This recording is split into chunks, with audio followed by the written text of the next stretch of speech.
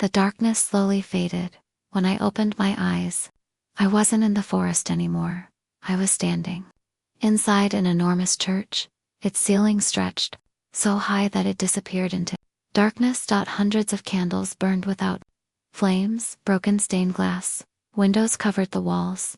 Outside, there was only fog, no sky, no stars, only endless white emptiness. A voice echoed through the church. "Welcome back, Emily." I turned around. The ancient creature stood at the end of the aisle. It was taller than any human. Its face was hidden beneath a black hood. Only two glowing white eyes stared back at me. "What do you want from me?" I asked. The creature didn't move. "You belong here." "I belong nowhere near this place." It slowly raised one hand. "You've said that before." Suddenly, the floor beneath me transformed into water, dark water as still as a mirror. When I looked down, I didn't see my reflection. I saw Daniel. He was trapped beneath the surface. His hands were pressed against the water, desperately trying to reach me. "Emily, I can't breathe." Without thinking, I jumped into the water. The instant I touched it, the church disappeared. I found myself underwater. Everything was silent. Daniel was only a few feet away. Grabbed his hand, but something else grabbed mine. A pale hand. Cold. Impossible. Another Emily floated beneath us. Her long black hair drifted through the water. She smiled. "You'll never leave." The water suddenly turned black. Dozens of ghostly hands reached from the darkness. They wrapped around Daniel's legs and pulled him deeper. "No." I held on to him with all my strength. "Don't let go." Daniel shouted. "I'm trying." The pressure became unbearable. One by one, my fingers slipped. Until I lost him. Daniel vanished into the darkness.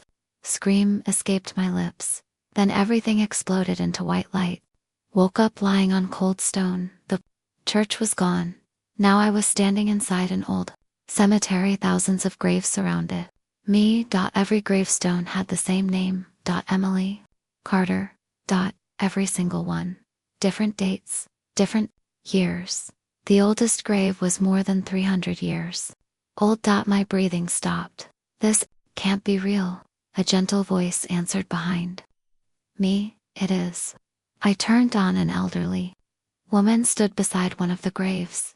She wore a long white dress. Her face looked strangely familiar. "Who are you?" She smiled sadly. "I was the first Emily." "What?" "The first girl chosen by the fog." I couldn't speak. She slowly walked through the cemetery. Every generation, it chooses another Emily, another heart, another love, and another sacrifice.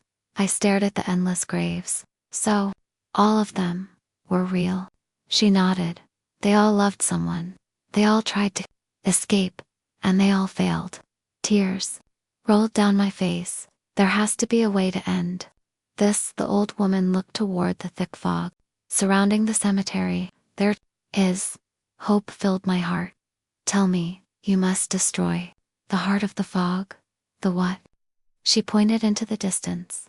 For the first time, the fog opened. Far away stood an enormous dead tree, its roots covered an entire mountain. Inside the center of the tree, a giant glowing black crystal pulsed like a heartbeat. Every pulse shook the ground. Boom, boom, boom. "The heart of the fog," she whispered. "As long as it beats, the PT curse will never end." Before I could ask another question, the old woman began disappearing. "No, wait." She smiled one last time. "Find Daniel.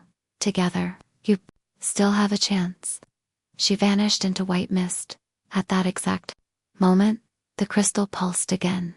The sky cracked open. A deafening roar echoed across the cemetery. The ancient creature appeared on top of the dead tree.